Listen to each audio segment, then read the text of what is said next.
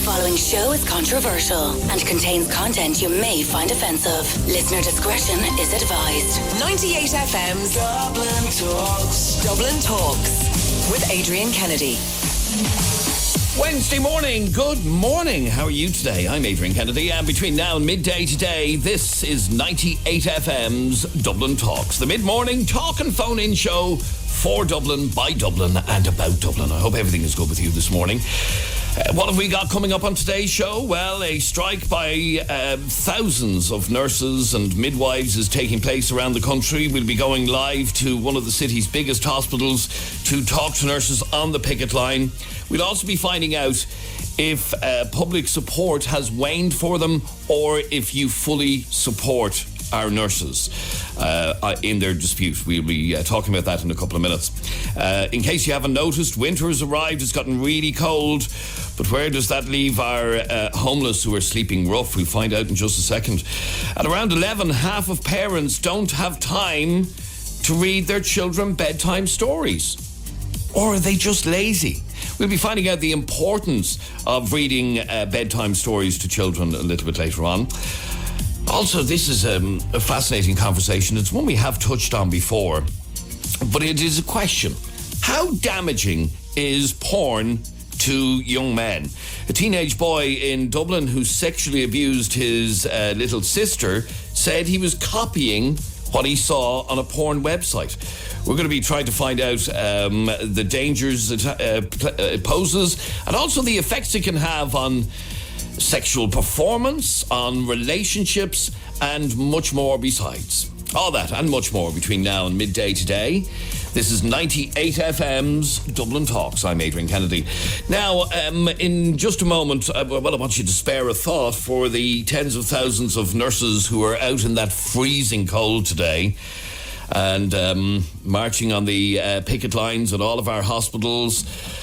And I don't envy them being out in that cold because it is bitterly cold. But before we deal with the nurses' dispute and the fact that they are out in the freezing cold, fears have been expressed for the city's homeless as lengthy spells of snow and freezing weather are coming to Dublin.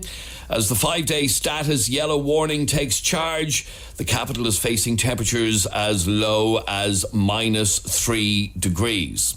Now, I know we often see people sleeping rough. We spare a thought for them, but I'm sure, like most of us, in fact, in our house, over the last couple of days, we've had no heating because we've no oil, and the oil isn't being delivered until today, so the house has been freezing.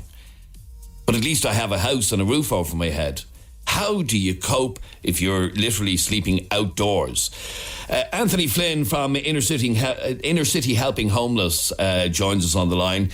Anthony, were there any people actually sleeping rough last night? There were 86 people in total slept rough on the streets of Dublin last night, Adrian. 70 of those were men and 16 of those were women. We heard yesterday in the Dáil that beds were available for anybody that may want them or may require them. Fact of the matter was that come 11 o'clock last night, there were no beds available in the system for people to access. So 86 people were forced to sleep rough on the street. And just give me an idea, Anthony, like what sorts of places are they sleeping in and how well wrapped up are they? Because as you heard me say, our house last night was bloody freezing, but I'd at least have a bed and a nice warm duvet. What sorts of sleeping arrangements do they have? Well, many are pitching tents. There was a photograph went out from our social media team this morning of an individual that was in a lane lighting a fire last night to try and keep warm. It was that cold. We're seeing right around, particularly around Smithfield area, along the quays and like that now, that tents are being pitched and people are sleeping in tents across the city. But, the fact of the matter is that this can be solved. We can address this and we can actually tackle the problem. There's many buildings that are empty around the city at the moment that we could open up and we could put these people. Last year through the snow, we were able to put in place contingency measures for people that were on the streets. We're never going to be able to take everybody in because not everybody wants to come in. But the fact that people are being told that no beds are available at 11 p.m. at night time is totally unacceptable. Okay, now, yesterday the Dublin Regional Homeless Executive said that it had activated its extreme weather protocol in response to the weather warning. Does that not get people off the streets? And did they tell you what is the extreme weather protocol? No, not really, no. No. Well, that's what they didn't tell us either, or tell anybody else. And the fact of the matter is that it's a word that's used to make it look good. The fact of the matter that, we're activating an extreme weather protocol. There's no extra beds through the day. People still slept rough on the streets last night. We're not changing hostel open hours to 24 hours. People were put out onto the streets this morning at 7 and 8 a.m. To walk the streets today in that cold. It's been -1 for most of the morning. So, the fact is we've asked what are the details in regard to this extreme weather protocol, and there's no details available around it, So what we're seeing, is beaming lights. It looks great, but the fact of the matter is, and it sounds great, but the fact of the matter is that people are still being forced to sleep on the streets. And as I said, there are some people that don't want to come in with 86. Now, the big reduction in numbers as well, Adrian, before the Christmas we spoke and we were up to 170 people that were sleeping rough. We have a reduction of about 55% over 2 months, but enough is not being done to take those extra. Okay, so give me an idea, Anthony, out of those 86, if there were enough beds tonight, how many of those 86 are still going to be on the street? I would imagine that if there was beds implemented tonight, that we would probably have 25 to 30 people that would probably still stay out on the streets. There are people that are in encampments, that are in tents, there are people that have mental health issues and issues around entering hostel facilities in regard to safety or bad experience that they might have experienced over the years. But, the fact is that there are people there that want beds. The Minister stated yesterday that bed would be available for everybody that wanted it, and that's just totally not true. Okay, so is there anything I or our listeners can do if we see somebody sleeping rough? Is there anything we can do to help realistically? Yeah, if people log on to ICHH.ie, you get all the ICHH.ie, you get all the contact details there. Our outreach support teams are working right throughout the day, the evening and tonight. We'll respond to people, and people can direct people towards the Capuchin Day Centre today. You get a hot meal, or down to 72 Amiens Street where you get a change of clothes or anything that might be required from there. All right. Thanks very much indeed, Anthony Flynn from Inner City Helping Homeless. Thank you very much indeed for joining us. We're talking about the cold weather and the fact that we shouldn't be out of doors if we can avoid it. We'll be talking about the nurses and the fact that they're on the picket line outside their hospitals in just a moment. But somebody else who shouldn't really be outdoors is our pets, our animals. And if we can keep them indoors because it's -1 and -2 and -3, we should. And in fact, I'm joined on the line by Gillian Bird from the DSPCA. Gillian, just very briefly, should our pets be allowed outside in this cold weather? Well, animals obviously have to go outside to go to the toilet, so there isn't a problem with that. But if your animal, your dog in particular, your cat is sleeping outside, and you've no other way of bringing them in, please make sure they have lots of warm bedding, and ideally you want to bring them into the house or into a shed, somewhere that's warmer to get them out of this cold weather. Now, we had Jeremy was telling me a story earlier on about last night. He's walking through his estate and there was a dog walking around freezing cold. He didn't do anything about it, but he's wondering in hindsight what he should have done. What should you do if you see something like that? Well, same situation with anything like that. Any dog that's out straying, wandering on its own, they shouldn't be there. And really, it is the dog warden services that you can contact. What you can do if you have the facilities is bring the dog in for the night and then contact the dog wardens, the guards of the DSPCA in the morning. It's important that animals aren't out and about because not just the cold weather, but also they can very easily get injured or somebody can do something horrible to them. So it's no harm in taking them in if you can. Okay, so much and all as we know, dogs have coats and are probably able for the cold a little bit better than we would be. They really shouldn't be out in that cold weather. No, they really shouldn't. And we've got to just be very conscious and careful that a lot of animals out there, especially cats, they go outside, they find a bit of melted water on the ground, they think, yum, this is nice, tasty, I'll have a bit of this melted water here. And of course what's happening is people are using the antifreeze on the car windows. That antifreeze is then dripping off, joining with the water that's melting off the cars, and the cats actually like the taste of it, and it is very, very toxic to them. So other thing we'd say is please don't use antifreeze on your cars. Spend a bit of time defrosting it yourself with the engine heat or a little bit of warm water from the house. All right, Gillian Bird from the DSPCA, thanks very much indeed for talking to us on 98 FM. Cheers, bye. Okay, now next, the nurses' dispute. Are you someone who had a medical appointment or procedure cancelled today because of the nurses' strike? If so, we want to hear from you on 6797 981. You can text or WhatsApp 0877 98 98 98. It is the big news story today, after Brexit and all that as well. The nurses are outside our hospitals. What do we want?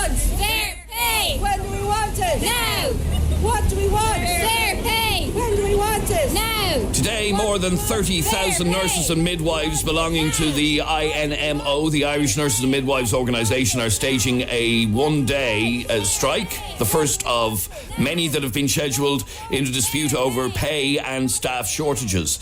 A further 5 24-hour strikes have been scheduled over the coming weeks. The government are digging their heels in, saying that the claim by nurses and midwives is unaffordable and that if they gave in, it would cost an extra €300 million, not to mention the knock-on effect of further claims from other sectors.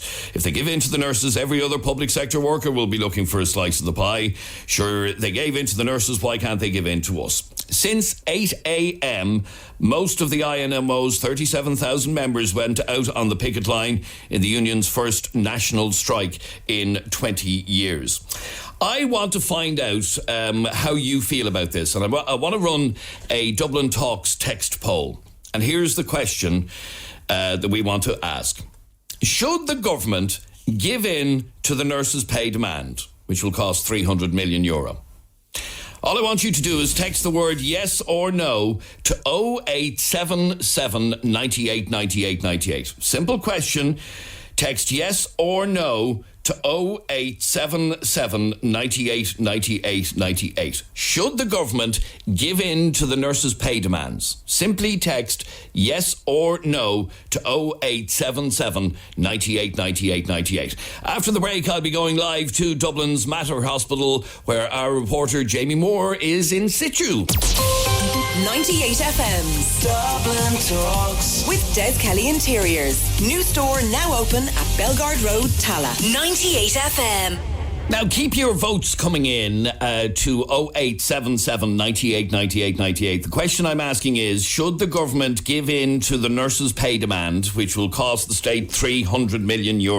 Simply text the word yes or no to 0877 98 98 98. It's one thing in theory to be saying, yes, I support the nurses and changing your Facebook page and everything else, but should the government give in and give the nurses what they're looking for? €300 million it will cost. Text yes or no to 0877 98 98 98. Let us go live to Dublin's Mater Hospital, where our reporter Jamie Moore has been since the wee small hours. And Jamie, firstly, it is freezing on that picket line.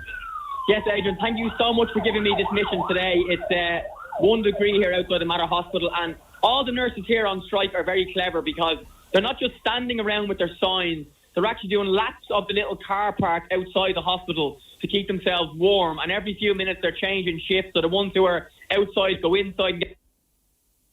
Oh, are you there, Jamie? Oh, we just lost him. Okay, we'll try and get him back in a second. I don't know what happened there. It was very strange. Anyway, we'll get back to Jamie in just a second. In fact, is that him there? I think it is. Are you there now, Jamie? No, he's not. I don't know what's after happening. Okay, a little bit earlier on, Jamie spoke to a number of nurses outside the hospital, including Aideen Byrne, Ibina Riley and Dara Ann O'Malley. Oh, we're having awful troubles here. Oh, here we go. Okay, so we're outside the Mater Hospital here. It's absolutely freezing, first of all. Everybody well wrapped up in their hats, gloves, scarves, snoods, etc. You can hear the cars, every couple of cars that go by give you a beep. There's a couple of ambulances gone by with the sirens on. What's the support been like for you guys so far? The support has been absolutely amazing, and I mean, we know that even from the wards that we have come off, patients are very supportive, relatives are very supportive. They absolutely understand the argument that we are making to government, that we don't have enough nurses, to provide the level of care that we want to provide. They know they're sitting on waiting lists, they're having their operations cancelled because there isn't the beds open, there isn't the nurses to provide the care to have those beds open. And this isn't just happening today, the strike. This is happening every day. Every day patients are being cancelled. So the support is great because they know that what we are saying is the truth. So it's the first time since 1999 that nurses have gone on strike, and only the second time in 100 years. So that kind of shows you how strongly you guys feel about this, yeah? Absolutely. Unfortunately, I was also here for the first strike, and we really haven't seen an increase in our pay and conditions since then. The patient safety, as Abina said, is completely completely at the heart of what we want today. There's a whole generation of doctors who have come through their careers not knowing what it is to have adequate nursing staffing levels. And without those levels of staffing, we cannot deliver the type of nursing care that we want to deliver to our patients. We can't deliver safe care to our patients. Today is about retaining staff by paying them properly. You cannot expect graduate nurses to come out and have a salary that is €7,000 less throughout their career than the other allied healthcare professionals. We want to deliver safe care to our patients, so pay us properly. And we've heard over the last couple of days that there were talks and that averting this up to last night that in the end didn't lead to the strike being cancelled. How close do those talks come, and I suppose what happens next? What happens next? I suppose we continue to strike. I mean, I don't think people realise how bad things have got in the health service. Like, the relationship between the health service and nurses it's like a bad marriage. You'll only appreciate her when she's gone. And that's really what we feel like today. We have to make a stand. Things have got so bad. When I started in my job 5 years ago, there was one nurse manager and 4 staff nurses in every operating theatre every morning. And now it's only ever one nurse manager and 2 staff nurses. And more often than not, it's one nurse manager and 1 nurse. We're constantly short-staffed. We need to pay people more to entice them to work as a nurse in Ireland. And for people who maybe have family in a hospital or who had an appointment today that was cancelled, thousands of people have had that. What would you say to them and people who are of the opinion that people are being put at risk because of this strike? I mean, people aren't being put at risk because we are providing life-preserving services. So no one will, care will be provided during the strike action. But I do acknowledge the fact that people's appointments have been cancelled and people's surgeries have been cancelled. And I'd like to apologise to them. And it's with a very, very heavy heart that we decided to take this strike action. It's not only today that patients are being cancelled. We had a lady yesterday who'd come into the hospital 4 times for day surgery, and it was her 4th time being cancelled due to A&E escalation. So this is not the only reason why patients are being cancelled. All right, now that was Jamie talking to a number of nurses outside the Mater Hospital a little bit earlier on, and he is on the line with me. Sorry, Jamie, you were saying that they're cleverly kind of have a good rota system going so that they're not out in the cold too long. Yeah, so basically half of them are doing laps of the little car park here with all of their warm gear on and their signs. The other half are just inside the doors talking to people, and they've got their teas and their coffees and their chocolates. But unfortunately for me, I'm standing here freezing. There's a really good crowd here, and you can probably hear in the background, Adrian, of that report, the majority of cars, and as they go by again, the majority of cars that are going by here are beeping the horn in support of these nurses. As you said, around 37,000 of them who are on strike, and the majority of people are massively in support. I put up a photo of myself outside the hospital earlier on this morning on Instagram, and a guy called Sean sent me a direct message to say that his uncle is on life support in the hospital here, and the nurses have been amazing to him. And unfortunately, that man is very, very ill, but as everybody has been saying, if someone is very, very sick, they're still going to get the care that they need, despite the people who aren't critically ill having to wait maybe an extra little while before they get seen. Well, interestingly, I just got a message from one of our listeners saying, my mother is currently in a ward in the Mater Hospital, and all of a sudden I got a call yesterday to say she will be discharged today. I still wouldn't give in to the nurses' demands. Surely they know every Joe Soap needs a pay rise. Yeah, and I did ask the nurses who we just heard from that, and one of the 3 of them was also on the last strike, the only ever other strike in the last 100 years, back in 1999, and she was very clear that if people are very sick, they will be treated. But the point would be, if you were to collapse now in the studio, for example, would you decide that you're sick enough to need to go into hospital, or would you decide, the nurses are on strike, I might not make the call? And it might be an elderly person who's heard about the strike and decides that they don't want to annoy the nurses or whatever and not make that call, and that would be the concern that some people have. One of those people, though, is not Mary Lou MacDonald, who's the leader of Sinn Féin, who I caught up with out to the hospital earlier on, Adrian, and she's very much in support of these nurses. Mary Lou, very, very cold, of course, we're all well wrapped up, but we're here, and you're here to support the nurses. They're actually taking a photo at the moment. There are signs, dispute on here, the IMNO. What's your thoughts on what's going on and why you're here? Well, this, as it happens, is my local hospital, the Mater, and I was just saying to the nurses out on strike, people rely on this service, people rely on these staff. They run an incredible service here under incredibly difficult circumstances. They're understaffed. They're not paid what they should be paid, and as a result, we can't recruit into nursing and we can't retain nurses. And all of these are out on the picket line because the government has failed. That's the reality. This isn't where they want to be, in the bitter cold. They want to be inside caring for people and giving the services that people need. They're hugely qualified. They're hugely committed. They work in an incredibly pressurised environment. And you have a Taoiseach, a Taoiseach, a Minister for Finance who are looking the other way. It's outrageous. Yeah, it has to be said. The nurses here and in every hospital provide a great service to their patients. My two grandparents both passed away here in the last couple of years as well. And you know, they had unbelievable care as well. You know yourself then. And you know it's about... These nurses go above and beyond the call of duty in terms of looking after people, and we know A&E is overcrowded. There's people on trolleys, there's people sitting on chairs. That breaks their heart. That's not what they want. They want to work in a good environment and give the very best service, and that's why they're out. So I would just appeal to the Taoiseach and to the government to see sense and to get off their high horse and to just face the reality that the claim that these nurses and midwives are making is a fair claim. They're not unreasonable. He needs to get involved. He can't just sit on the sidelines. I think that's outrageous. That we have now a 24-hour industrial action, a work stoppage, a strike amongst nurses, and the Taoiseach has just kicked for a touch. Mary Lou, finally, if I was to give you a collection of words or 10 seconds to say something to Simon Harris, the Minister for Health, or anyone from the HSE listening, what would you say? I would say sort this out. Cop on, get real, get involved and sort this out. All right, that was Mary Lou MacDonald talking to our Jamie just a little bit earlier on. And Jamie, you have a nurse called Des with you there.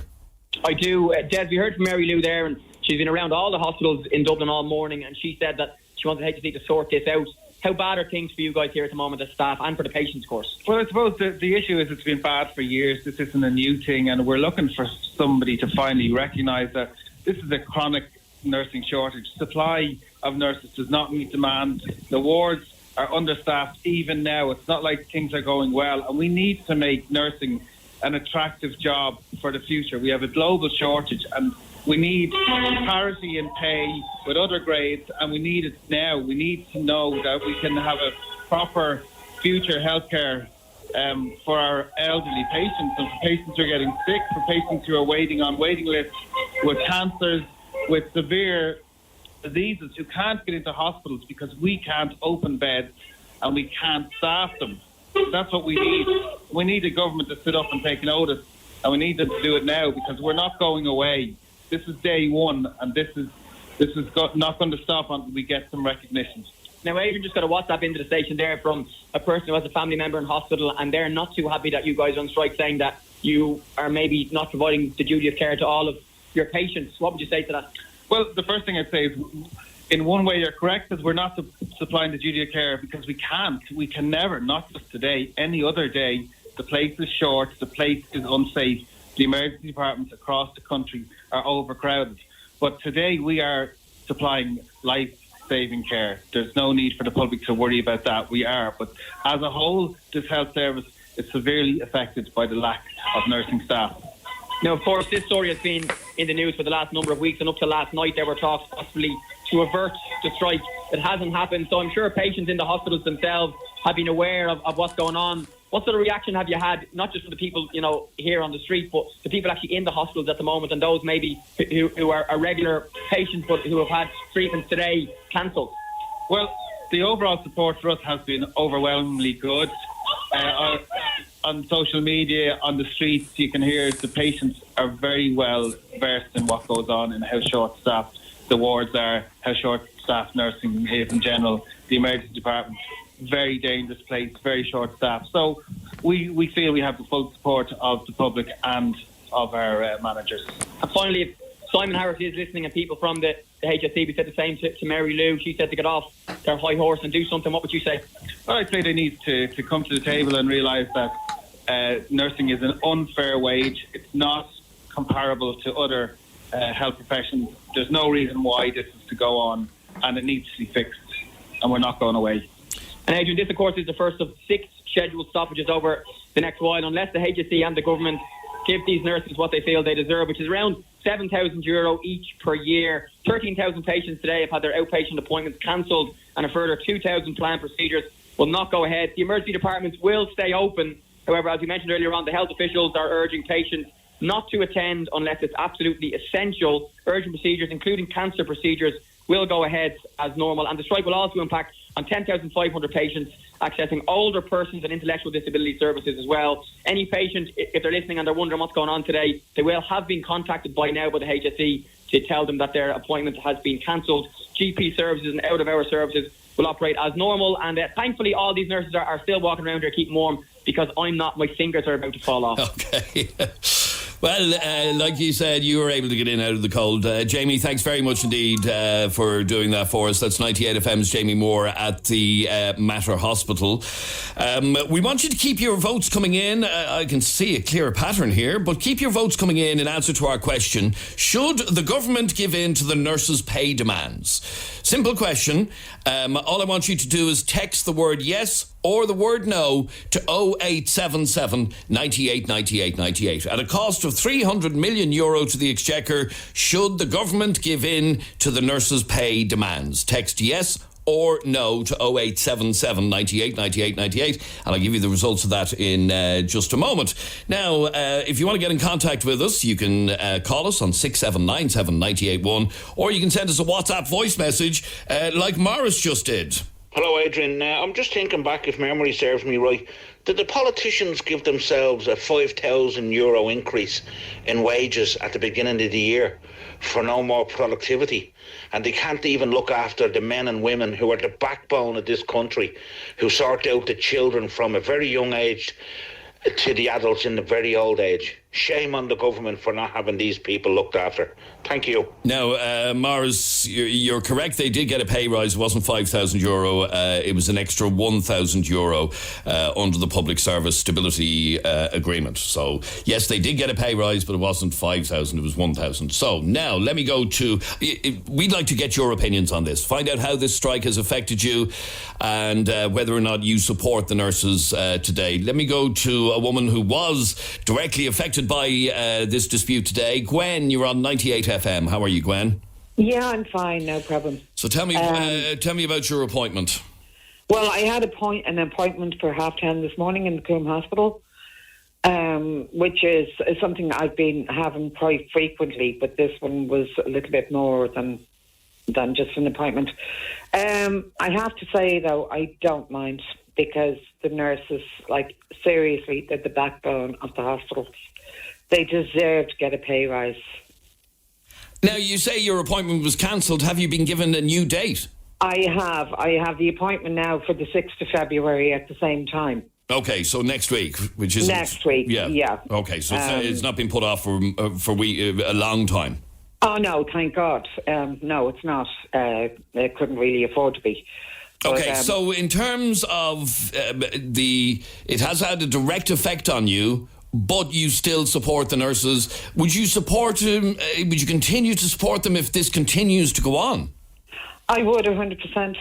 I have seen firsthand what the nurses do and what they can do, and seriously, they are the backbone of the hospitals.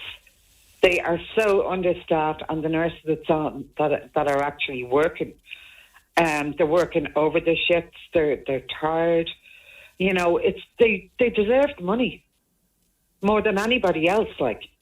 Okay, so even though it has had a direct impact and effect on you, you still support them 100%. Oh, 100%. Yeah. All right, stay there for 1 second, Gwen. 6797 981 is our telephone number. You can text or WhatsApp us on 0877 98 98 98. You can also send us a WhatsApp voice message like Bill just did. Morning, guys. TJ Whittaker was voted Irishman. That's actually yesterday's one. Here it is. Morning, guys. My wife is a nurse, and I fully support her today. Okay, now, Kevin, you sent a message in to us earlier on about your mother being in the matter and being told that she was being discharged. Hey, Adrian, good morning. Yeah, just out of the blue. She's been there about a week. Anyway, long story short, 48 hours in the trolley. That's not abnormal. But it wasn't until they did the actual scans literally yesterday morning, and then I get a phone call yesterday evening without. She's been there about a week. Now, don't get me wrong, the nurses don't carry out the procedure. It's the doctors that need to assess things. But, yeah, it's out of the blue, no carers back in place, so if they've organised all that, and then, anyway, look, I'm 50-50 on this, okay? You're 50-50 on it, okay. Yeah, the reason I'm going to be honest with you. Right. The economy's a scale change. It's a devote. It's like the priesthood. You don't go into it for the funds, right, in my opinion. Now, don't get me wrong, they do a fantastic job. I'm not denying that in any way, shape or form. But surely the people in the unions should be able to handle this better, because it's not as though we're dealing with a Lewis strike where people are put out of place for a couple of hours, or a bus strike. We're talking about people's lives here, right? So I don't see why. But you could argue, Kevin, that because of the chronic shortage of nurses, people's lives... Making it worse. No, I understand that.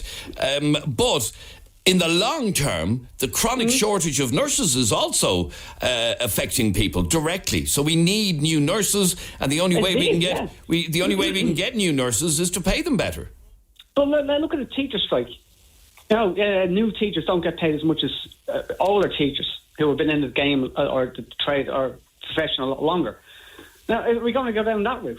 Look, don't get me wrong. They do deserve what they're asking for, but there's ways and means of doing it. We're talking about, as I said before, and I hate to repeat myself, we're talking about people's lives here. We're not talking about a bus strike or a teacher strike or a bus strike. We're talking about patients here. I know, but but hang on. Strike is the ultimate sanction if you're not being listened to, and the nurses would argue that they're not being listened to. But are they in the job for the money, or are they in to help people? Well, obviously they need money. Yeah, well, hang on. We all know. Look, I don't want to sound like an idiot here or a horrible person. That's what basic. We all know you go into a certain profession. You know full well before you go into college how rubbish the money is. And you upscale as you go along through any profession. And if you're going to stay as a nurse and stay in it for 5, 10, 15 years and don't progress through the profession, well, then what do you expect? Okay, stay there for a second, Kevin, because I want to have a listen to this WhatsApp voice message from Sarah, who is a nurse. Hi guys, just listen to your show just on my way home from the picket today. I am a nurse, obviously 100% supportive, and it is necessary. I know some people are concerned that lives are being put at risk because we are striking, but more lives are at risk on a daily basis if we don't strike. We need pay to keep nurses. Thanks. And that is exactly what I said to you a moment ago, Kevin. Now, hang on, Adrian. She just said more lives are at risk when they are working than they are. She just said that. But maybe she phrased it incorrectly. But her point is exactly what I said a moment ago, that lives are at risk constantly because of the chronic shortage of nurses. Exactly. Yeah, no, I'm not disagreeing with that. But you not think they're at 100% more risk now? Well, as I said, there are ways and means of doing this without going to this extreme. And if the unions had an ounce of sense. All right, stay there. Stay there. Dealt with it a lot. Kevin, I have to say you're in a minority here because I am. We've been running a poll for the last half hour, and here's the result of the poll. The question was: should the government give in to the pay demands of nurses? 92% of our listeners said yes. 92%. I'm not saying they don't deserve it. I'm probably saying this wrong. I'm not that I'm disagreeing that they don't deserve it. They do deserve it. But there's different ways. There's a better way to do it than to go all out strike when you're dealing with people's lives. That's all I'm saying. Okay, stay there for 1 second, Kevin, because I have to take a very quick break. And Mandy and John, I'll take your calls after the break as well. This is 98 FM's Dublin Talks. We're asking you how you've been affected, if you have been, by the nurses' dispute today. And we're also trying to find out whether or not you fully support them. 92% of you in our poll say yes, the government should give in to their pay demands at a cost of 300 million. 92%, that's fair public support, it has to be said. We'll take more of your calls in just a moment. 98 FM's Dublin Talks with Des Kelly Interiors. New store now open at Belgard Road, Tala. 98 FM. This is Adrian Kennedy with you until midday today. Nurses, 37,000 of them are on the picket lines today in a dispute over pay and staff retention and staff recruitment because they reckon they're way overworked and underpaid, quite simply. 92% of you in our poll said that you support the government giving in to the nurses and paying them what they're asking for, but it's not 100% support, like the lady who sent us this WhatsApp voice message. Hi Adrian, no, I don't agree with them getting a pay rise because I simply think that most of them that are educated here through the tax people, the tax we pay towards their education, they leave the country. They do a great job, the ones that stay, but I think that they are also tied into this wage agreement deal with the government. And if they get the pay increase, they'll be screaming from other places for it. We just can't afford it. We really can't.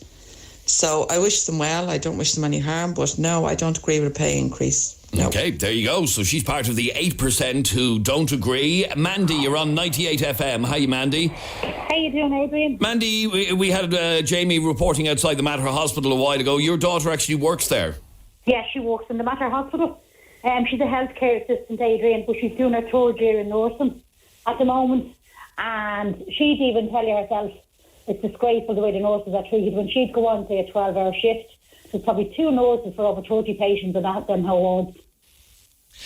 And is she out on strike, or is she working in a separate section? She's in college today and she finishes at 12, so she's going over to support them in the Mater Hospital after that. Okay, so she'll be out in the cold a little bit later on. What do you say to, for example, the lady who sent that message a second ago, which is basically saying that they signed up to a pay agreement and that they're not the country can't afford it, basically? Oh, they can't. Look, come here, Adrian. My father's in the Mater Hospital at the moment. He's waiting for a heart operation, which is going ahead on Friday. And we were in there with him yesterday, and there was a nurse there. My God, she was only younger, like a Filipino, lovely nurse, real professional and very caring towards him. And she was telling us there was 32 patients on that ward, and there was only 2 nurses on to look after all them. She was 17 for herself to look after the night previous to that. Right, okay. That's disgraceful. And some of them are go above and beyond. They work more than 12 hours. So they're going through the night. It could be 5, 6, 7 days a week. Like it is. It's disgraceful. It's disgraceful the way they're treated. Okay, stay there for 1 second, Mandy, because John, you're annoyed over this dispute. Why? Morning, Adrian. Morning, John. The one thing that comes to mind is, and the bottom line here is to be spoken to the people, is patient care comes first. Nurses, all right, whatever bullshit they're going on with comes second. If these nurses are telling the public that they're so, that their only focus is to look after the patient care, they should be in their jobs and they should be looking after the patients, not being out on the picket line. At the end of the day, if this strike goes on and on and on, the patient's the one who's going to lose out, not these nurses. So it comes down to one thing. And you look, is their job about money or patients? Because it can't be about both. Well, of course it can be about both, John. Of course it can be. You don't expect them to work for free, do you? No, but the point is... Hang on. So therefore it is about money. You don't expect them to work for free. But the point is, Adrian, you had the chap on there a few minutes ago who said that most nurses, when they start off nursing, they know exactly what pay scale they're going to be on after 3 years or 4 years of training. They know exactly what the terms and conditions of their employment is going to be, and they know exactly what their training is going to be all about. This is just bullshit by the nurse. They're jumping on the bandwagon again, and the only ones who are losing now, and despite your 92%, the only one who's going to lose out here is the patient. So if the nurses are there for patient care, get your asses back into the hospital, look after the patients, and come up with another way of sorting out your problems.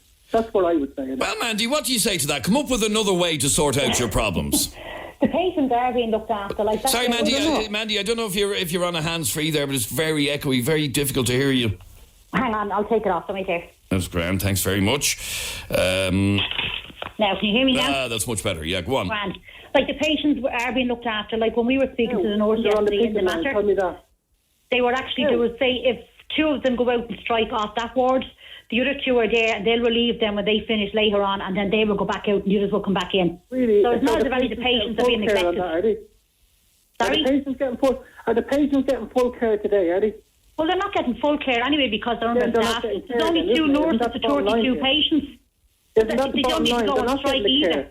They are getting the care. Of course, they're getting the care. They definitely are, and they're getting, the nurses go above and beyond for half of the patients in there. Some of the nurses are not paid to even put up a half the crap that they take from some patients there. And when the point of this goes on further and further, and these nurses go out on strike more and more, the patients are going to get less care. No, my daughter is a healthcare assistant, Adrian, and she earns more than the nurses earn. So it comes down to money or care. Which is it? John, it has to be both, because as I said a moment ago, you don't expect them to work for free, so therefore money is part of the package. Yes, they are very dedicated to their jobs, but money has to be a part of the package. And we really dedicated to their job. Of course they are. Eddie. Okay, so then another one. John, I don't know when was the last time you were in an A&E I was in a recently. I know I seem to carry on with them. The fact of the matter is, or the A&E, I should say. The fact of the matter is that if you're a nurse, your primary care is your patient. Now, if these nurses want a pay rise, then there has to be another way to go around it. Okay, stay there for a second, John. Don't put the patient at risk. Okay, let me just put into context what has happened as a result of this strike today. In terms of cancellations, 13,000 outpatient appointments were cancelled, 2,000 planned procedures were cancelled, and 10,000 contacts with community services were cancelled. Local injury units are closed.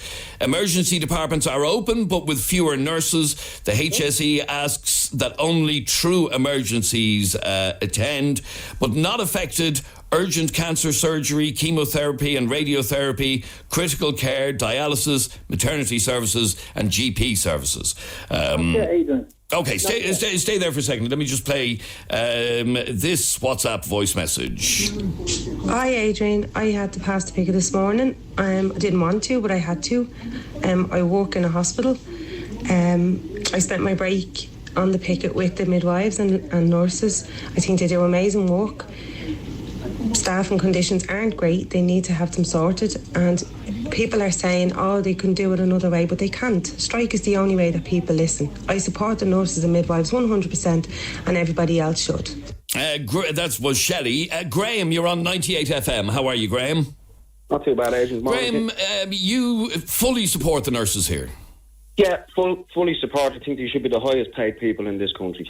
Okay, that's not likely to happen. It's not likely to happen anytime soon. No, it's not. Because our politicians are sucking the money out of the system, and they're giving themselves $5,000 pay rises whenever they feel like it. Well, they only got a $1,000 pay rise, but I take the point. They just, it's still what you like politics in Ireland. This is a reflection of that. Like, the healthcare system in Ireland is a disaster, an absolute disaster, and I can't think of a tougher job out there, Adrian, than what a nurse has. No, me neither. And I was trying to say this to John, having been in A&E in recent weeks on a number of occasions, it is a nightmare. I don't know how they do it, and yet they do it with a smile. What I always say is people are built for that job. So that means these kids out there who are going through school and they have an ambition of being a nurse. Where's the ambition? The ambition is to go be a nurse and leave Ireland. And leave your family and leave everything. And John, I have to bring you back in on that exact point. That is the problem here. That we are training nurses, and because the money isn't good enough, they're leaving. They're going to the UK. They're going to Dubai because they get better paid. No, Adrian. No. The point is, no patient should be hijacked by a nurse today to get extra money. They're not being hijacked. They're not being left there. They're rotating. And they're taking care of Patients are being held for ransom for these nurses to get extra money. Now, in order to answer your question, Adrian, a lot of nurses will train and go, you know what, I don't want to just stay in Ireland. I'm going to go somewhere else where I can get more money and it's better conditions. And maybe it's a better place to live. A lot of people will travel because they want to travel. It's not because of the circumstances back at home, because a lot of young people do want to travel. And when they get trained, they think of, there might be a better opportunity on the horizon, so I'll go for that one. But the fact of the matter is, patients should not be hijacked by these nurses today, and patient care should not be hijacked by these nurses today. It's wrong. It's very fucking wrong. Okay, Graham, what about that? I asked, what's his solution? What does he suggest they do? My solution is to get back around the table, we talk it out, and they come up with something. Yeah, but they're going to have to do that in their own time, or are they going to do it on time where they're in work? The unions because they haven't got anyone with a brain in their head can see. Can I speak for a second? Anyone with a brain in their head can see these nurses haven't got a second to do anything other than look after their patients.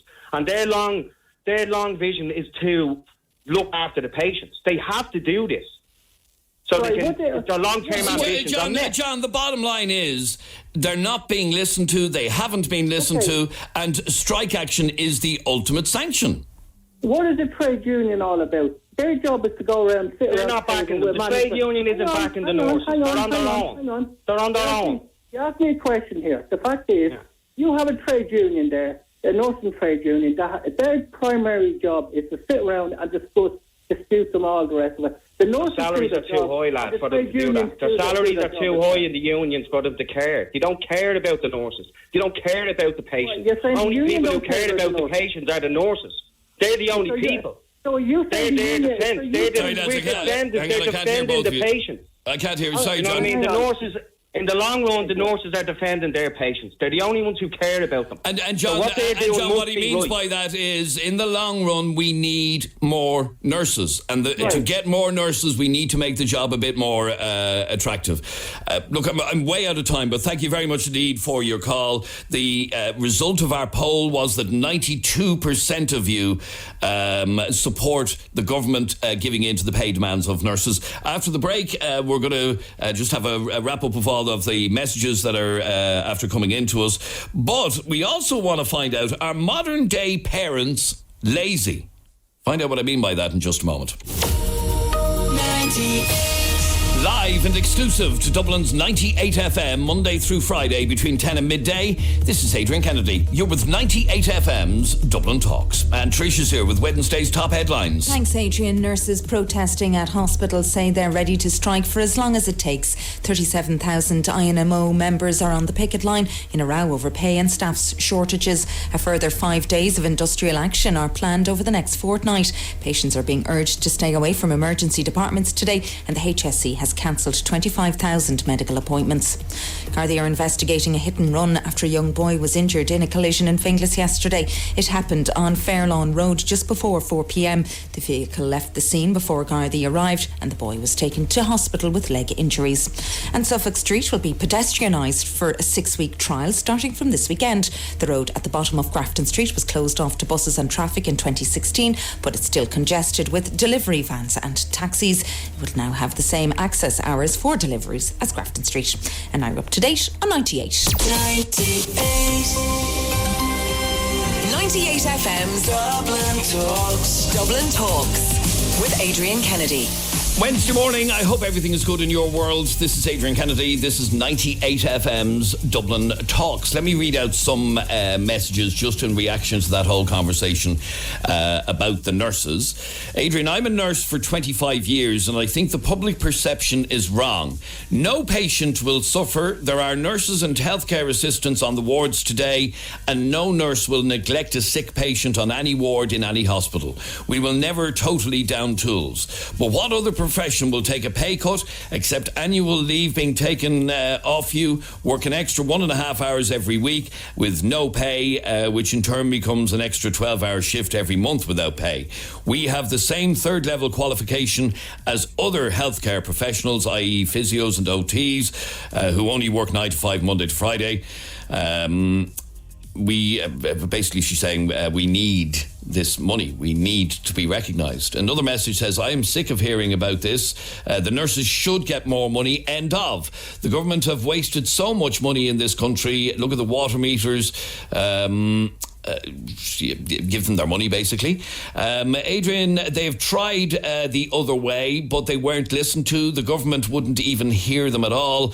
So what is that idiot on about? They should come up with other ways when they don't get listened to. They shouldn't, there should be other ways, but if they're not being listened to, they've no choice. All right, look, thank you very much indeed for all of your comments on that one. This is 98 FM's Dublin Talks with Adrian Kennedy. Now, Jeremy is here with me with a question to ask you if you are a parent. And what is that question? Well, the Lion, the Witch and the Wardrobe, Adrian, that's my answer.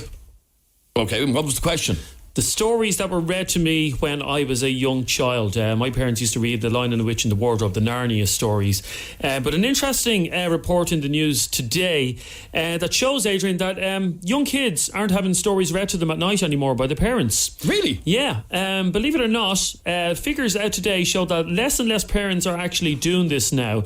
The amount of toddlers being read to every single night has dropped by a fifth over the last 5 years.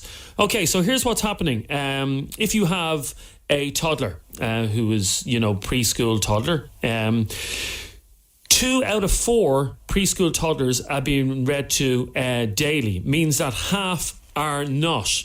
Now, that is a huge drop in the last 10 years. The reasons parents are given, Adrian, 20% of parents said they don't read to their young kids because they don't have the energy to late at night. So what's happening is parents are arriving home from work, I assume, and, they're making dinner or whatever. And then it comes to their toddler's bedtime, which is 8 o'clock or whatever. And they're like, oh, Jesus, I'm wrecked. I can't read a story to my son or daughter. I'm wrecked. I need to sit out on the couch. The other reason that parents gave for not reading to their children, 16% of parents said that their children had no interest in being read to or hearing a bedtime story. No, that actually raises a question. Why should you read a bedtime story to your child? Well, I have the answer to that, Adrian. It's saying that parents are the first teachers that a child will ever have, and the stories that you read to your child in bed at night will help them develop.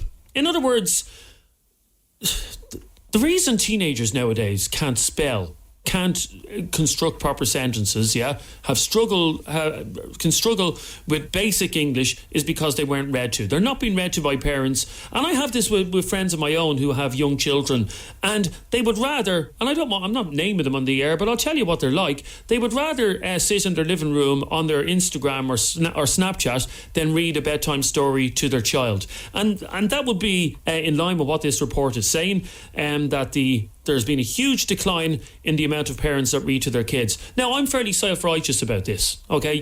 I think I'm the best parent ever. Yeah, I'm not the best parent.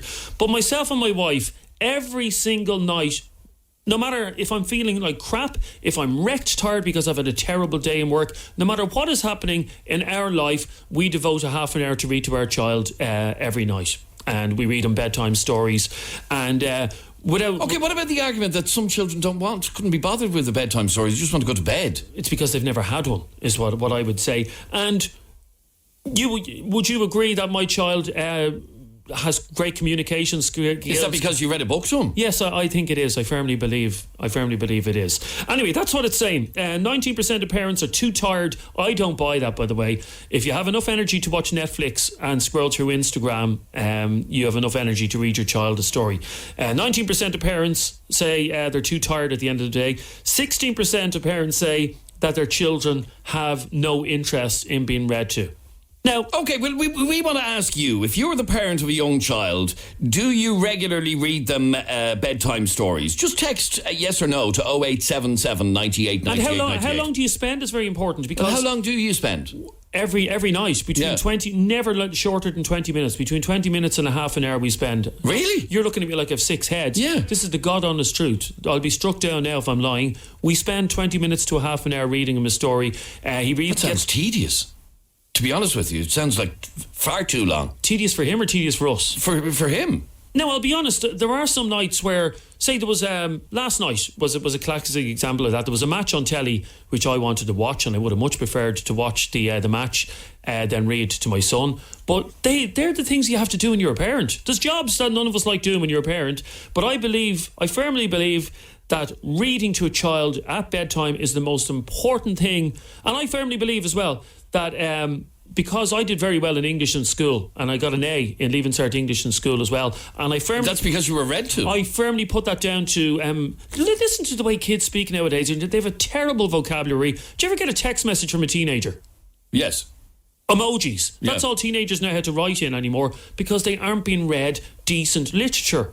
And now, I'm not saying you should read your child, War and Peace when they're going to bed, or read them, adult novels. But bedtime stories, don't underestimate the the appeal and the power of a bedtime story to a child. And I'm sorry, if any parent turns around and says they don't have time to spare a half an hour, I don't believe you.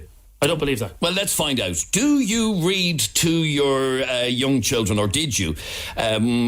Text or WhatsApp 0877 98 98 98. 0877 98 98 98. We're curious to know if this supposed statistic of 51% are only doing it now. The other 49%, why aren't you doing it? Now, I would imagine you were read to as a child because you have a very good command. Now, I'm giving you a little bit of a big head here. You have a great command of English language. Your English is very good. You were read to at night, weren't you? I can't remember is the honest answer to that. Oh. Because I was thinking about this earlier on and I genuinely can't remember whether I was or not. That left a lasting impression in your mind. That's the point. I'd imagine you were. I must ask, actually, my mum and dad. That's an interesting question. I can't remember. Because if they didn't, we'll shame them on the radio. Alma, you're on 98 FM. Hi, Alma. Hi, how are you? Good, thanks, Alma. What did you want to say? Basically, I read to my son. He's 4. Right. Every night. 10 minutes. And he picks his book. And it's not just about, it's about alone time. Because I have other two kids, he loves closing that door and me and him just going through a book. Even if I can't read it and he just wants to talk about the pictures in it, then that's what we do. Okay, and you obviously think it's an important thing to do. Yeah, because he loves it. And I done it with the other kids as well, and until they could read themselves, and then they didn't want you to sit with them anymore. But he loves it. He loves it. So yeah. Would he go to bed without having a story read, or does he kind of ask for it? He asked for it. The only time was last week when he was really sick for a whole week. He just didn't want the story. He just wanted to go to bed. Right, okay. He just couldn't have been bothered. No, he wasn't well. He wasn't interested. So, but yeah, no, he picks his book.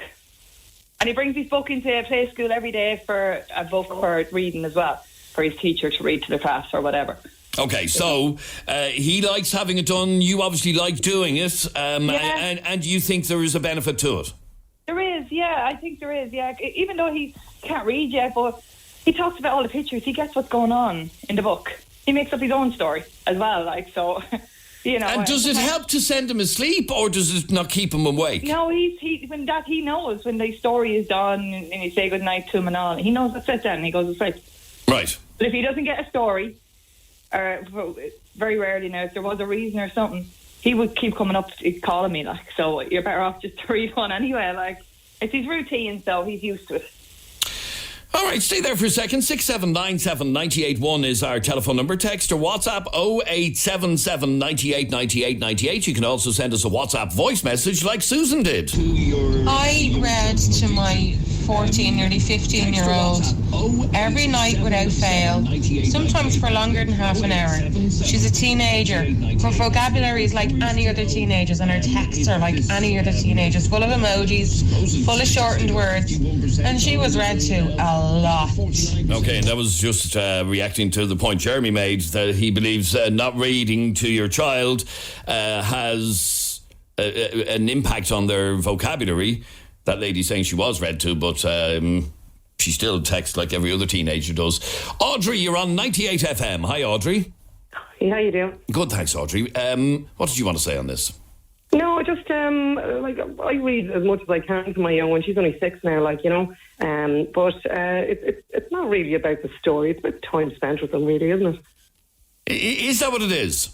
For me, it is, anyways, and I think it is for her, because at the end of the story, I'll be like, okay, it's time for sleep now, and she's like, but Mum, what was your favourite part of the day? And what did you not like? She's telling you about her day as well, like. Okay, so it's a bedside conversation more than anything else. No. She gets the story for about 15 minutes, and then after the story is done, then she'll ask you about your day, and she tells you about her day. So it's not just about a story. I don't think it is. Not for her, not for me. Okay, so do you believe it helps a child's development to have stories read? 49% of parents aren't doing it now. I don't know about the developmental side of thing. I think it is good for them to have a story read to them. Like, I remember years ago, my dad used to tell us stories. They weren't out of any book. They were out of the second head. Okay, so as far as you're concerned, it's something that is an enjoyable part of a child going to bed. Yes, it's more about a memory thing, as in memories of your childhood. And I have great memories of my dad telling us stories. It was brilliant. It's funny, actually, like I said, having this conversation earlier on, I can't remember whether I was read to as a kid or not. I remember my dad coming in telling us stories. As I said, it wasn't out of any book, it was out of his head, and they were the best stories going. Okay. Did he? So he used to make up stories, did he? He used to make stories off the top of his head, yep. Brilliant. But they were brilliant. That's a skill all to itself, that is. It has. I'm telling you. Brilliant. Aoife. Hi. Aoife, tell me why I can't remember whether I was read to as a child. It's actually bothering me now. Yeah, when I was, I think it was about, since I was about 5, I think it was, my dad read to me, and he used to be up at, for hours on end playing with Barbies and every toy that I had. It was every toy that I had that, like, he used to just come up to the room and play for hours on end with me. Right, so you also believe that it's important. What about the argument that it's important for a child's development and a child's vocabulary? Do you buy that? Yeah, because sometimes when they're being read to and there's big words in the book, it helps with their vocabulary. Like, they understand what the word means if they come face to face with it in the future. Okay, so it's helping their education, that they're learning stories. Yeah. All right, stay there for a second. 6797 981 is our telephone number. Text or WhatsApp 0877 98 98 98. Aoife, you're on 98 FM. Hi, Aoife. Hi, how are you? Now, 49% of parents no longer read to their child at bedtime. This boils your blood, does it? Yeah, I think it's lazy. I have a 4-year-old and he has read through every single night. 2 books and a little chat about what's going on and what happened in crash or anything like that. Now, it could be the same book 4 nights in a row, but it doesn't matter. You're spending time with them. He's picking up words. His vocab is great for his age. It's important.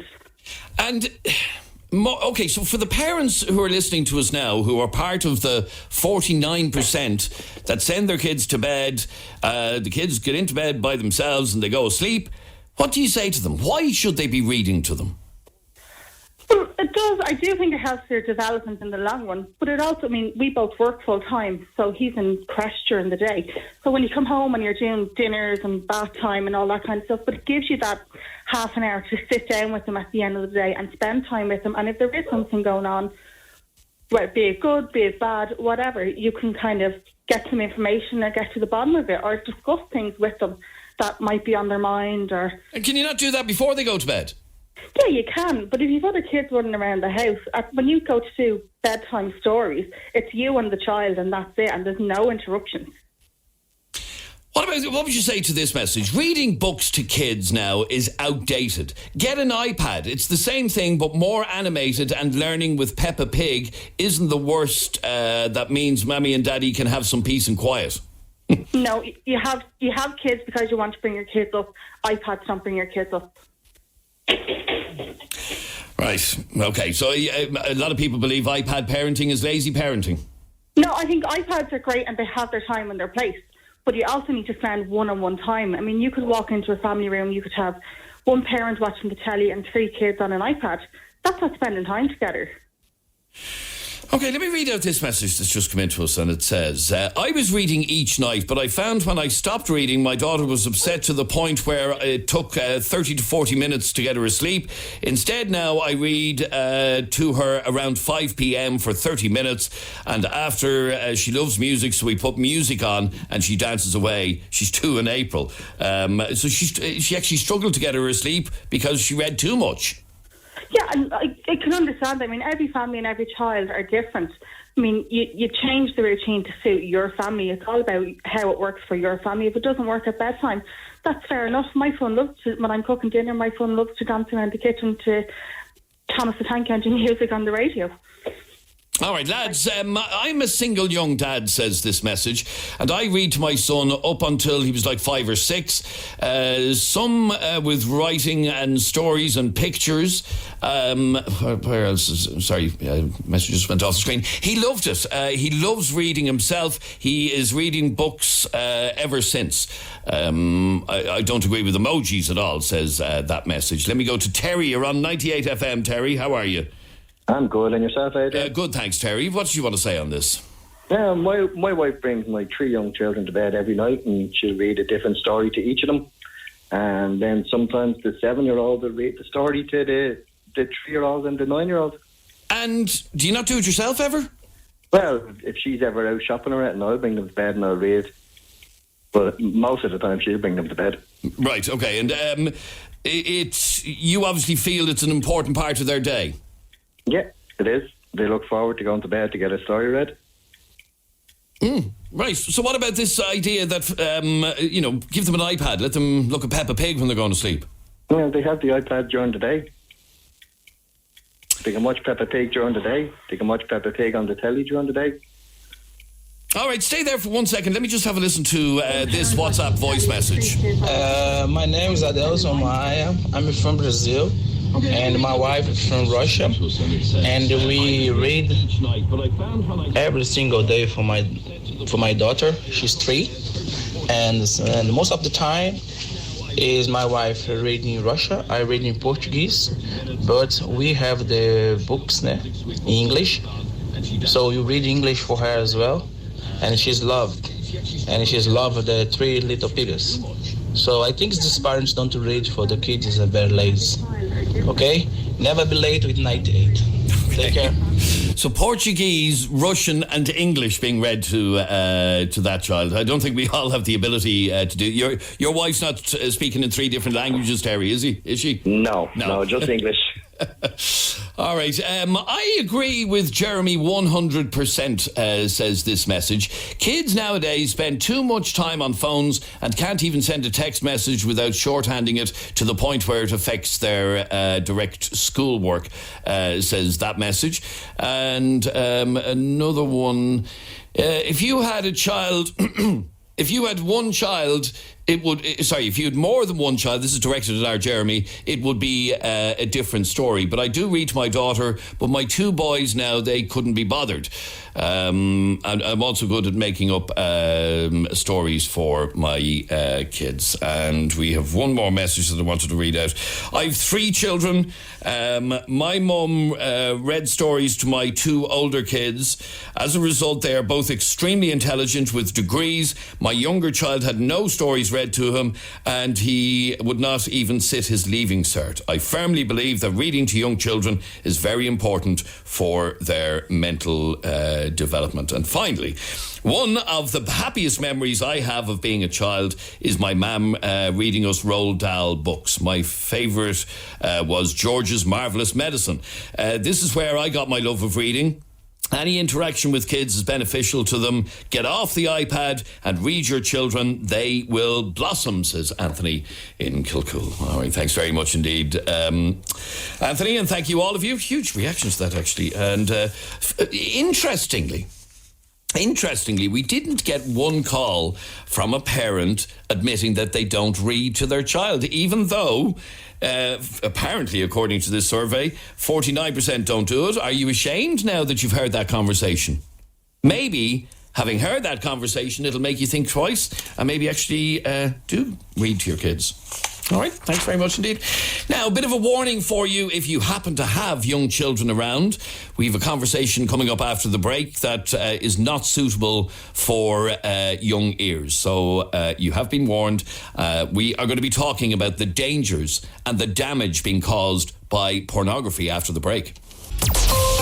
98 FM's Dublin Talks with Des Kelly Interiors. New store now open at Belgard Road, Tala. 98 FM. I want to do a little social experiment on the show right now. And here's a question that we want you to answer honestly. What age were you when you first saw porn? What age were you when you first viewed hardcore porn? And do you think it affected you? I want you to answer that question right now by text or WhatsApp to 0877 98 98 98. 0877 98 98 98. What age were you when you first saw hardcore pornography and how did it affect you? Text your answer to that question to 0877 98 98 98. We have two reasons for talking about this. Earlier this week, Pamela Anderson spoke out about pornography and how it is damaging men. She said young men watching porn is a slippery slope and that we've lost many good men to porn. In other words, men have been warped by it. And only today in the news, it was revealed that a Dublin teenage boy who sexually abused his little sister said he was copying what he saw on a porn site. He was 14 at the time. Now, do you believe, these are the questions that we want to ask you, do you believe that the access young people have to porn is warping their minds? Is it damaging to be exposed to porn at a young age? Did it affect you? I'm about to talk to a woman who will tell us in a while that young men in their late teens and early 20s are suffering erectile dysfunction because they are so desensitized to sex because they're watching so much porn. Do we need to put restrictions on porn in this country to stop young people accessing it? I'd love to hear from you, whatever your opinion, one way or the other, to 0877 98 98 98. You can also text or WhatsApp the programme. You can also call us on 6797 981. I'm joined on the line by Nuala Deering, who is a relationship and psychosexual therapist at Relationships Ireland. Now, Nuala, I mentioned there a moment ago that Pamela Anderson has spoken out about porn. How damaging and addictive is porn to men and perhaps to a lesser extent to women? I think pornography, like any other substance, is there is a risk related to it. And I think it can be very damaging and it can be very addictive. I think that it needs to be regulated, and I don't mean that we can actually regulate it, but at least we can educate properly about the dangers to young people of using porn and depending on porn from an early age. Okay, so what are those dangers? I mean, certainly when I was a young fella, the only pornography that you could get was a lad's mag. You certainly couldn't look at it on phones or computers or anything like that. And in the last 20 years, it is the most popular thing on the internet. How do we control the danger of it? You know, that's a big question. How do you control the internet? I think the first step is around education. I think the second one is around parents' awareness that actually young boys, particularly because they are more interested in porn than girls, being in their room on their own, having easy access to computers and anything that they can watch porn on is a risk. It affects young men's perception of sex and intimacy. So boys are learning that sex is a commodity rather than learning about relationships and intimacy. So young girls are finding themselves in situations with their teenage boyfriends where they are often coerced into sexual acts that they wouldn't normally want to do. So it's a danger from that perspective. And young girls and women as well from older men are feeling objectified by men's use of porn and what they're then expecting from their partners.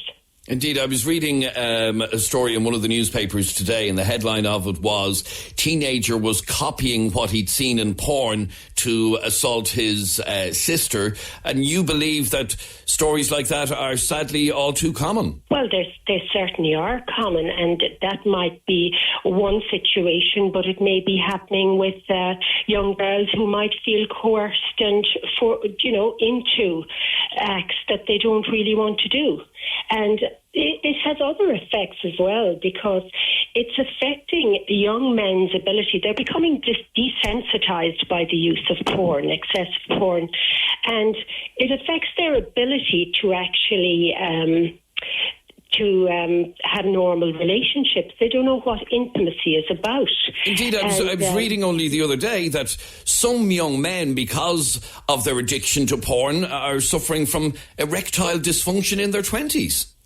They're suffering from erectile dysfunction earlier than their 20s. So it would be common for me to deal with young men with erectile dysfunction. So I would focus on that area. And these young men, many of them often know that they have been desensitized by the porn, and this is what's causing their erectile dysfunction. Then that leads to anxiety and actually mental health issues, because these young men are devastated by the fact that already before they're even 20 or in their early 20s that they're actually having problem with performance. And I'd see that as a really worrying issue for young men. And they are often then avoiding relationships already in their 20s because they know that they have anxiety around performance and failure, and often secretly go on Viagra and avoid telling their partners about that. So they're getting into a cycle of deceit and further use of porn to avoid sex because it's so anxiety-provoking for them. So pornography addiction is a big issue now that wouldn't have been an issue, let's say, 20 or 30 years ago. How common is it, do you think? I think it's getting quite common. It really is, because it's, as you mentioned earlier, the availability of online porn. It's completely different to the porn mags that young men would have looked at or older men would have looked at previously in years gone by. It's accessible. It's more addictive. It's more available. It's very secret. You know, you can hide it very easily. You can find your magazines under your bed or whatever, but not on your phones or computers. So the deceit goes on for longer. The secretive element of it goes on for longer. And I think it's a different animal completely to the magazines of the past. Let's think of a parent who's listening to us right now who has a teenage boy.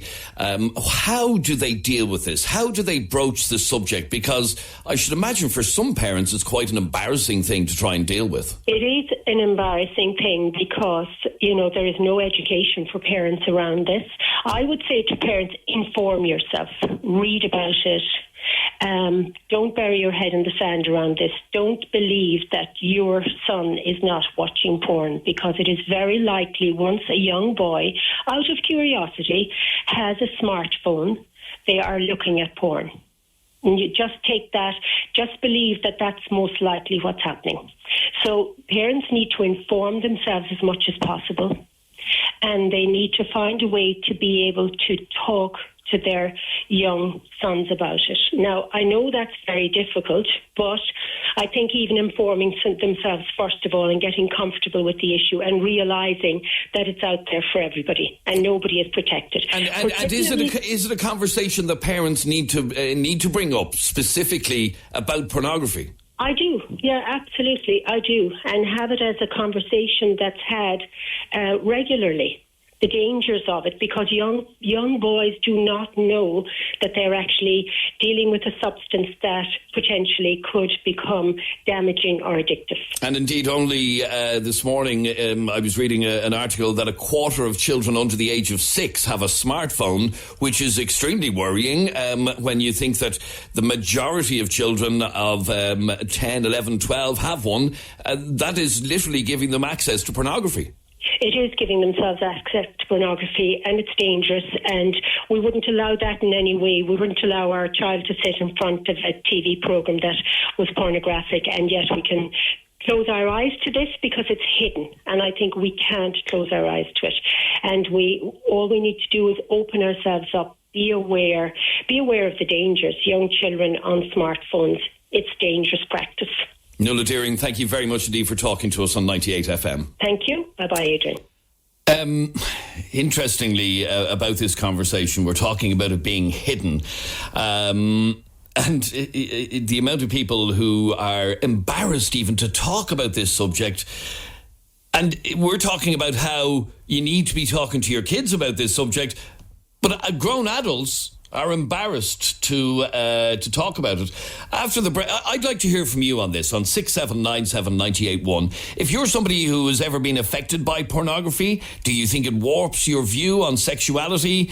Or maybe you've watched it regularly and it never affected you at all? After the break, I'm going to be talking to a lady whose voice I've disguised because of the story she's about to tell. Joanne, this is all to do with your 12-year-old child and something that you found. Yes. Okay, well, I'm going to talk to you straight after the break to find out what happened and how to deal with it. This is 98 FM. 98 FM's Dublin Talks with Des Kelly Interiors. New store now open at Belgard Road, Tala. 98 FM. Now, keep your messages coming into us by text or WhatsApp to 0877 98 98 98. 0877 98 98 98. And the question that I want to ask you is, what age were you when you first saw hardcore pornography? I have to say I'm shocked with some of the messages that are coming in. One person, a 10-year-old, he was 10 when he first saw hardcore pornography. That can't be good, can it? Or maybe you're somebody who's been watching porn for years and doesn't think it's had any effect on you at all. 6797 981 is our telephone number. Maybe you were in a relationship and porn actually ruined the relationship. Let me know on 6797 981. You can text or WhatsApp 0877 98 98 98. Now, Joanne, we have offered you the facility to disguise your voice because of the story that you have to tell. Tell me what happened with your young boy. Just having a gander through his phone one night, as you do, like have a little check-up every now and then, and I don't know what happened. I went onto the internet, to see what tabs were open, and it popped up and it was porn. So at first I was kind of like, oh, what is this? I was a bit shocked. But when I confronted him about it, he got very, not hostile, but he was embarrassed, and I'd say it was a bit of, I'm not sure whether it was shame or, just because I confronted him about it. When you're caught with something like that, it can be quite embarrassing, but I don't know what to say. How do you approach it? I tell him that it's not real, it's not realistic. And, but, obviously he was embarrassed. As any young child would be in that sort of situation. How did you deal with it, though? Or have you not really dealt with it? I have dealt with it kind of as the best that I can. I don't know how to deal with it, really. If you get me, like, I limit the access now to his phone and the internet and all that kind of stuff. But it's still, like, I don't know how to discuss it properly with him. Is there any age restrictions you can put on his phone?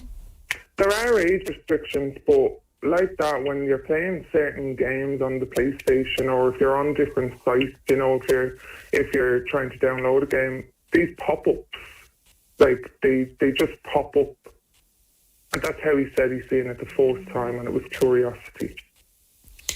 But so, you're obviously concerned that he saw it that one time and he's going to be doing it again. Yes.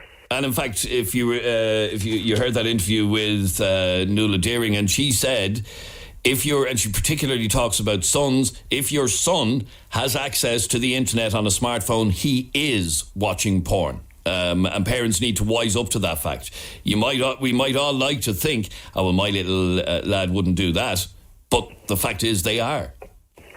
Yeah, like, obviously, the majority of people will have had a gander at some stage in their life, but to think of how young, it's getting like I was shocked, and I didn't know what to do, and I'm saying to myself, my little boy is looking at this stuff, well, each to their own, whoever watches it, but it's not realistic, and there is an awful lot of violent porn available, and the accessibility to it like, there's no limitations on what anybody can watch and the categories and all that kind of stuff.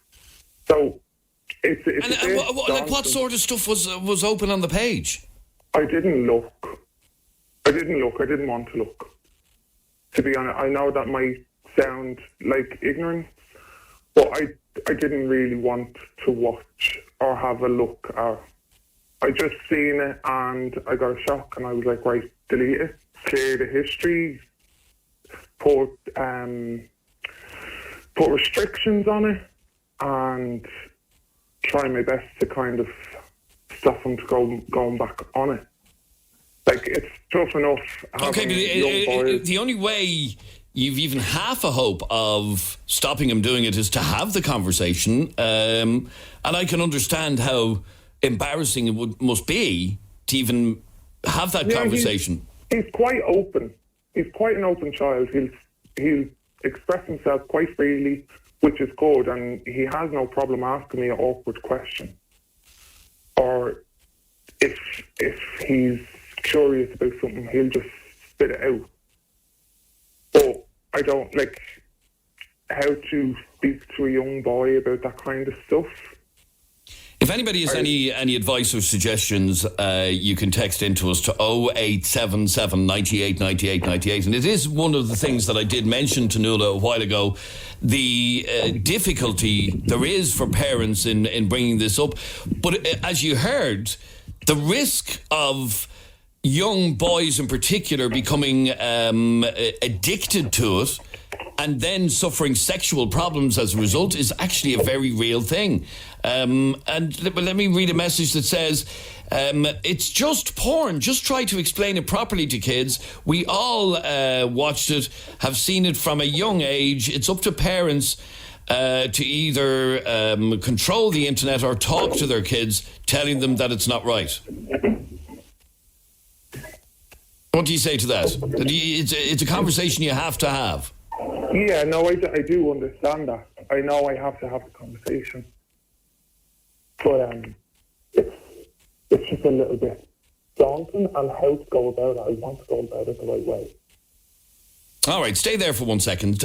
Joanne, 6797 981 is our telephone number. Text or WhatsApp 0877 98 98 98. And if you've any suggestions for how that lady deals with it, I'd love to hear from you. Let me go to Shane. You're on 98 FM. How are you, Shane? Not too bad. How are you? Shane, you don't see what the big deal is here. No, that was my message you just read out there.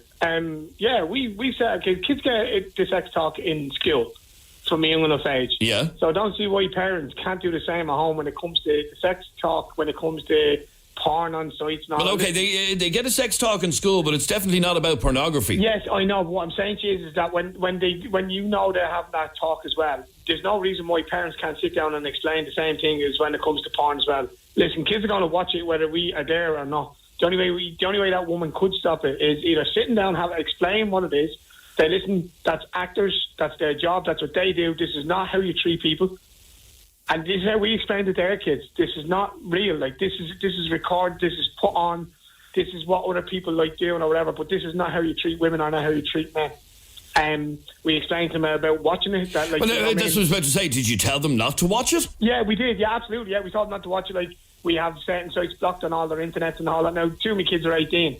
So, you know what I mean? They're adults now. Like, they're adults now. But the 12-year-old, like, he's had the same conversation as we had with the girl and the boy. Well, you have a girl and 3 boys. And we set them all down. Now, the 2-year-olds, we didn't get when he's older, but the 12-year-old and the 2 18-year-olds, they were set down at a young age from 10 to 12 and explained, listen, this is what it is. We don't want you looking at it. We're going to ban it from all the internet. So we have sites banned from their internet. It's easy. And I know for that lady, she's gone off the line, but I know she's listening. Yeah. That is something that you can do. You can get your internet service provider to block access to certain sites, but that doesn't block access to their mobile phone 3G coverage or 4G coverage. Yeah, well, then just simple. It's simple as take it off from it. But it can't take the phone. Can get them a phone that hasn't got internet. Get them a phone that they can only do texting and ringing on. People are making excuses saying, "Oh, well, I can't do this." You can. You're the adults. Remember, they're the kids in the relationship. They're going to have to understand, first, authority, second, to listen to the parents, and thirdly, if it's wrong, it's wrong. If the parents are telling you it's wrong, so then the parents should do, right, if you're not going to listen to us, we're going to take your internet access off you altogether. We'll get you an iPhone, or one day knock your phones that only have text and ring. That's all they need it for. They don't need to have the internet at that age. And if they're not going to listen that way, then that's the only way you can get through to them. But she has to have to talk before it gets any worse. All right, stay there for 1 second. So don't beat about the bush. Don't be afraid. Don't be embarrassed to have the conversation. Just have the bloody conversation. Yeah. I still understand how it is difficult for parents. How is it difficult? How? Like, they're getting the sex talk in school. So how is it difficult to turn around and say, listen, you have to get the sex talk. You're just taking to a different level that, listen, this is what goes on. Like, they're going to look for it. They're going to know. Their friends are going to be talking about it. So don't think parents out there think, oh, well, my kid's not going to do that. My kid's so sweet. My kid's an angel. But either way. So you're better off sitting them down and having the talk at a young age. And then they get respect for women and for men at the same time. And they get values out of it as well. That, geez, that's not the way to go on with women or with men. To respect people more. Okay, stay there. Okay, Shane, stay there for 1 second if you can, please. I'll come back to you in a second. Somebody wants to talk to you in a sec. 6797981 is our telephone number. On the next line, I have another person whose name we've changed and whose voice we are disguising because of the story that he is telling involving minors, and we need to completely and utterly protect everyone's identity here. So that's why I'm doing this. David, welcome to 98 FM. Good morning.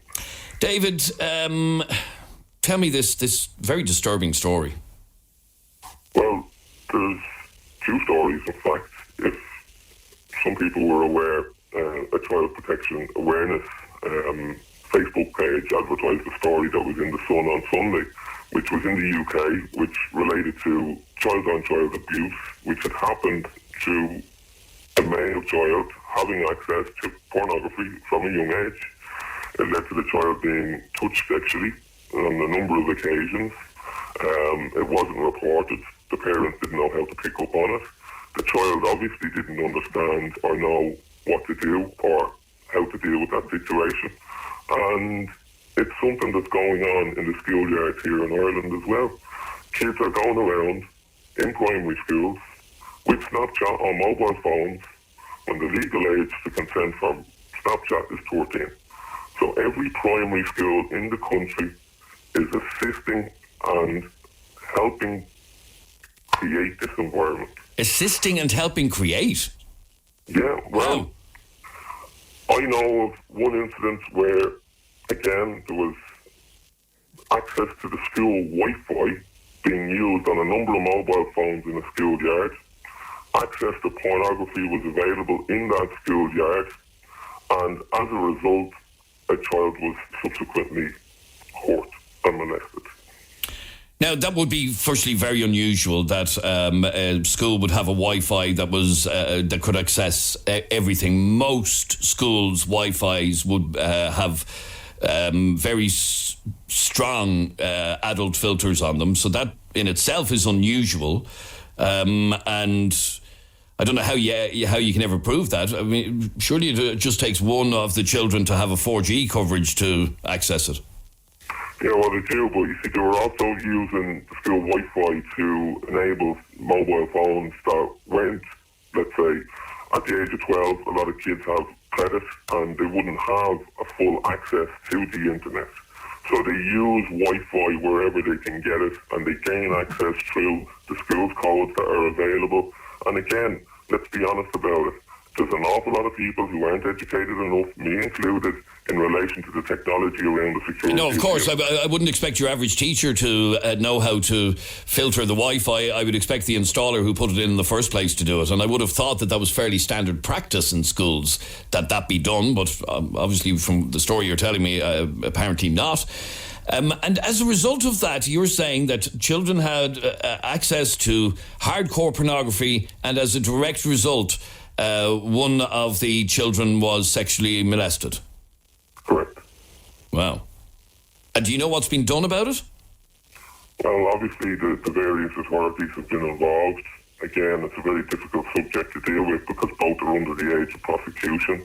They're both outside the age of consent as well. Again, So are you saying they're both under the age of 12?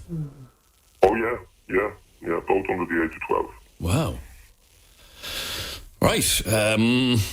I'd be very interested. Obviously, I can't go into the details on air, but I'd be very interested in finding out more about that story. And I know you know very specifically about the particular story, which is why we've changed your name and your identity and whatever. David, that's scary. That really is scary. And you obviously believe that porn is damaging young people. It's a contributing factor, no doubt about it. No doubt about it. The access to it it's too open. And when you have an open gate, there's bound to be a couple of bad people that go through that gate and create just untold misery for others, as well as themselves in later life. All right, David, thank you very much indeed for sharing that story with us. That just shows you the dangers. And the bottom line is, it is a conversation you need to have with your children, especially if they have access to the internet on their mobile phone or their tablet or whatever. Have the conversation. This is 98 FM's Dublin Talks. Thank you for joining us today. We're back with you again tomorrow morning, 10 a.m. And if there's anything you want to bring up on the programme, send us an email right now. DublinTalks@98fm.com. Barry Dunn is up next. He's great music lined up in the next hour, like these.